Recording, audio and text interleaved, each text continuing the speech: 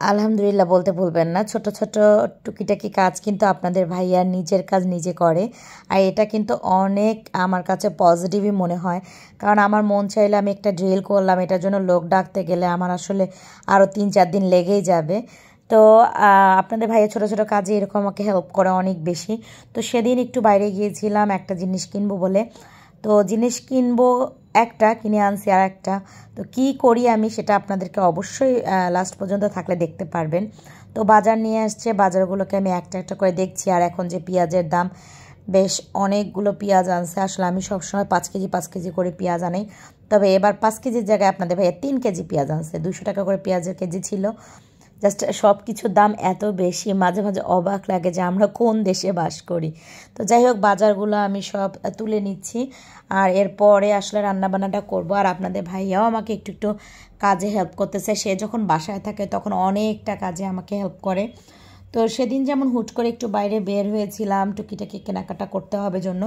তো অনেক দিন ধরে ভাবছিলাম এটা লাগবে ওটা লাগবে, কিন্তু গিয়ে দেখি যেটা আসলে কেনার দরকার ছিল সেটাই পাইনি, বাকি অন্যান্য জিনিস কিনে নিয়ে আসছি। তো এই যে বাজারটাও ঢেলে নিচ্ছি। আমি চাই আমার যে কাজে হেল্প করে ও আপা আসতে আসতেই যাতে আমার রান্না বান্না শেষ হয়ে যায়। তো এখানে গরুর মাংস নিয়ে আসছিল, তো কাটাই ছিল। আমি আর এটাকে আলাদা করে কাটিনি, সামান্য 2-1টা বড় ছিল সেটা আমি কেটে নিয়েছি। তো আমি এটা রান্না করে ফেলবো আজকেই, কারণ আমার কাছে মনে হয় যেদিন বাজার থেকে গরুর গোশত নিয়ে আসে সেদিনই রান্না করলে বেশি মজা লাগে। তো যেগুলো একটু বড় বড় আছে সেগুলোকে একটু হালকা করে আমি কেটে নিব। বেশিরভাগই মোটামুটি কাটাই আছে, আর কলিজা টলিজাগুলো একটু কেটে নিচ্ছি আর কি। তো কাটাকাটি শেষ করে দেন রান্না করব। আর আজকে আপনাদের সাথে শেয়ার করব যে সেদিন আসলে কী কী কিনেছি। ওই তো বললাম যে আমরা মেয়ে মানুষ বাইরে গেলেই কিছু না কিছু কিনতে ইচ্ছে করে। আর আলহামদুলিল্লাহ আমাদের হাজব্যান্ডরা এতটা সাপোর্টিভ, এতটা পজিটিভ মাইন্ডের যে তারা কখনো না করে না, চেষ্টা করে সাধ্যের মধ্যে সবটুকু শখ আসলে পূরণ করতে। আমার মনে হয় আমাদের মতো মিডল ক্লাস ফ্যামিলির সব আপু ভাইয়া সবারই হাজব্যান্ডরা অনেক মানে হেল্প তো করেই, সেই সাথে অনেক পজিটিভ থাকে।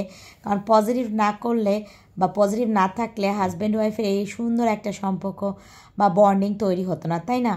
তো যাই হোক, আমাদের এটাই প্রাপ্তি যে আলহামদুলিল্লাহ আমাদের হাজব্যান্ডরা আমাদেরকে বোঝে এবং অনেক কিছু বলার আগেই হাজির করে দেয়। তো মাংসটা আমি কেটে নিচ্ছি। তো মাংস কাটা হলো, কাটার পরে ধুয়ে নিলাম। এখন আমি মাংসটাকে পুরো মশলা একদম মাখিয়ে বসিয়ে দিব। এভাবে মাংস মাখিয়ে বসিয়ে দিলে আমার কাছে খুব ভালো লাগে।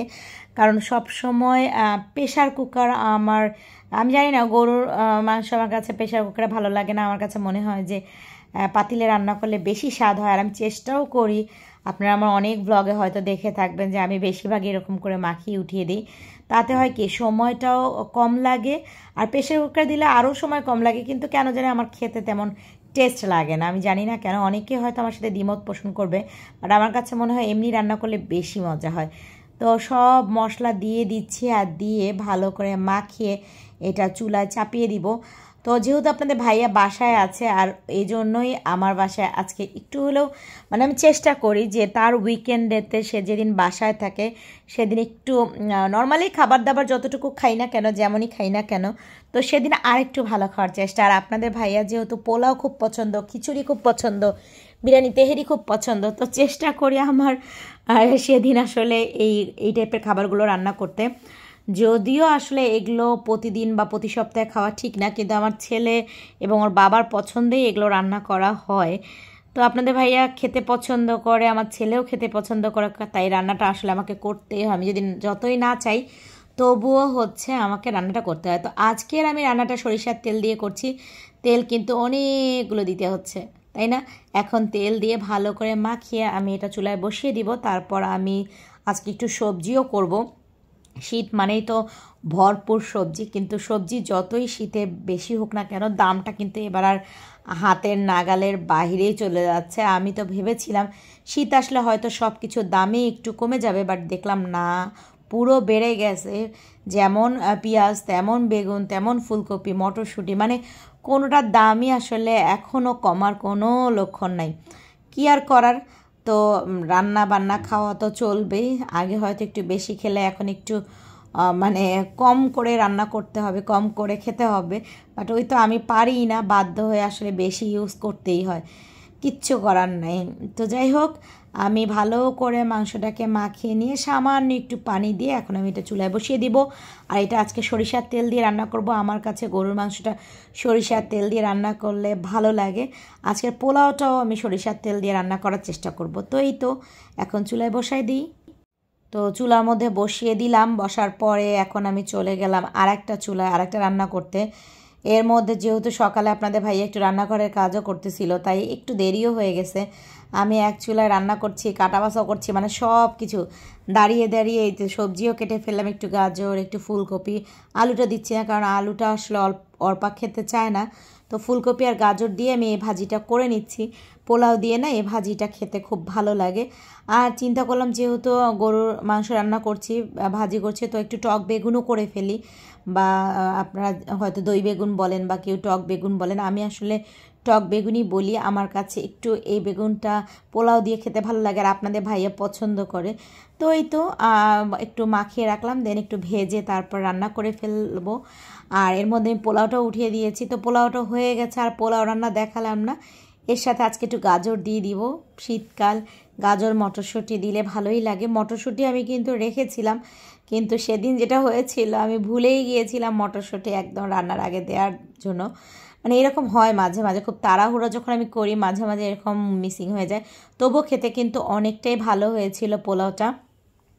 তো আমার মাংস চুলায় হচ্ছিল, এদিকে সবজি শেষ, পোলাও হয়ে গেল। এরপর আমি হচ্ছে টক বেগুনটাও রান্না করে নিব। তারপর আপনাদের সাথে খাওয়া দাওয়া শেষ করে কি কি কিনলাম সেই ছোট, মানে অনেক বেশি আহামরি কেনাকাটা না, তবে আলহামদুলিল্লাহ যতটুকুই হয় না কেন আমি সবসময় সেটাকে খুশি মনেই নিয়ে নিই। আর আমার কেনাকাটা করতে ভালোই লাগে। আমার কাছে মাঝে মাঝে মনে হয় যে মানে আমাদের তো প্রয়োজনের থেকে বেশি কেনাকাটা করে ফেলি, তখন আবার খারাপও লাগে এটা ভেবে যে প্রয়োজনের থেকে বেশি কেনাকাটা করছি। আল্লাহ না জানি কতটা মানে নারাজ হচ্ছে যে প্রয়োজনের থেকে বেশি কেনাকাটা করছি। তো যাই হোক, তারপর সংসার করতে গেলে তো টুকিটাকি অনেক কিছুই লাগে, তাই না? এমন তো না যে ওটা আমি ব্যবহার করছি না। তো এই তো টক বেগুনটা ভেজে নিয়ে আমি রান্নাও করে ফেললাম। আমার গরুর গোশতও রান্না শেষ। এখন যেটা করব, আমি একদম টেবিলে খাবার নিয়ে যাব। তো আজকে চিন্তা করলাম একটু আমার দারোয়ানকেও খাবার দিব, তো ওনার জন্য একটু খাবার বেড়ে ফেলছি। আর টক বেগুনটাও চুলায়। তো এই তো খাওয়া দাওয়া শেষ করে দেন বিকালবেলায় আমি ভাবলাম যে আপনাদের সাথে কি কি কিনলাম সেই ব্লগটা শেয়ার করি। তো ওই দিন আমি গিয়েছিলাম আসলে অর্পার জন্য স্যান্ডেল দেখতে। হ্যাঁ, কারণ অর্পা আবার সব টাইপের জুতা স্যান্ডেল পরে না।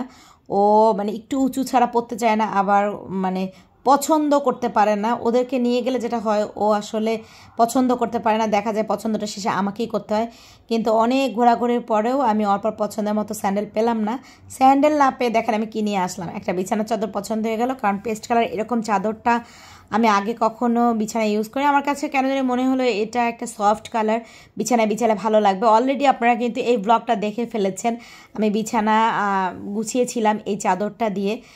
আপনারা কমেন্ট করে জানাবেন তো ওই ব্লগে বিছানার চাদরটা কেমন লেগেছিল।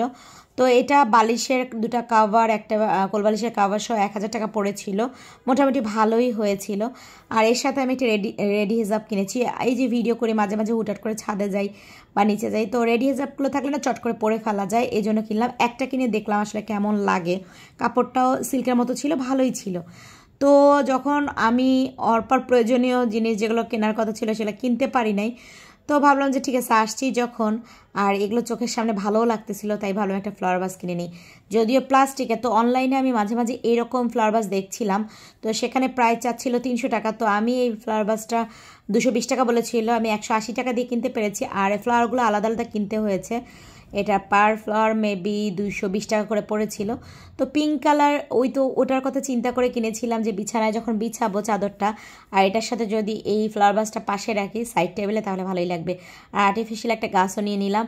আসলে আমাদের তো বাইরে গেলে এটা ওটা কিনতে ইচ্ছেই করে, কিন্তু এখন যেহেতু সব কিছুর দাম বাড়তি, আগের মতো চাইলেও আসলে অনেক কিছু কেনাকাটা করা যায় না। তবুও আমি হিসাব করে দেখেছি মাস শেষে আমরা অনেক কেনাকাটা করি, প্রয়োজনের থেকে একটু বেশিই করি। তো যাই হোক, এখানে আমার রান্নাঘরের জন্য কিছু টাওয়াল নিয়ে নিলাম। রান্নাঘরের জন্য কিছু টাওয়াল দরকার ছিল, হাত মোছার জন্য লাগেই সেটা। তো বিভিন্ন সাইজের কিনলে হয় কি, যখন যে সাইজটা প্রয়োজন হয় আমি ওই সাইজটা ব্যবহার করতে পারি। আমি একসাথে সবগুলো ইউজ করি না, আমি একটা একটা করে বের করি, যখন যেটা লাগে সেটা বের করি, যেটা লাগে না আমি উঠিয়ে রাখি। তো এই টাওয়ালগুলো মেবি আগে প্রাইস ছিল 30 টাকা করে, এখন 50 টাকা হয়ে গেছে। আর ছোটোগুলোর প্রাইস নিয়েছিল 30 টাকা করে। আর এই স্ট্যান্ডটা আমার অনেক বেশি দরকার ছিল, আমি রান্নাঘরে কাপগুলো একটু ঝুলিয়ে রাখতে চাই, তো এই জন্য ভাবলাম একটা খুব হেভি না, তবে মোটামুটি চলবে।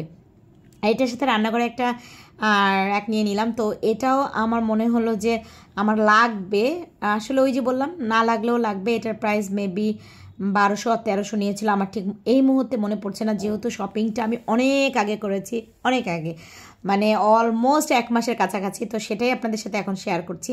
আর এখানে আপনার ভাইয়া একটা বাইক চালানোর জন্য জ্যাকেটও নিয়ে নিয়েছে, তো ধুলা যেন না লাগে। তো এই ছিল টুকিটাকি কেনাকাটা। গিয়েছিলাম অর্পার জুতা কেনার জন্য বা স্যান্ডেল কেনার জন্য, কিন্তু দেখেন ওর জিনিস তো পছন্দ করতেই পারলাম না। শেষে আমি আমার টুকিটাকি প্রয়োজনীয় জিনিস কিনে নিয়ে আসলাম। কাজের থেকে অকাজ বেশি না বলেন তো? না গেলেও তো পারতাম, এগুলো না নিলেও তো পারতাম, কিন্তু ওই তো আমরা মেয়ে, আমরা শুধু চাই যে সংসারটাকে সাজাতে, তাই না?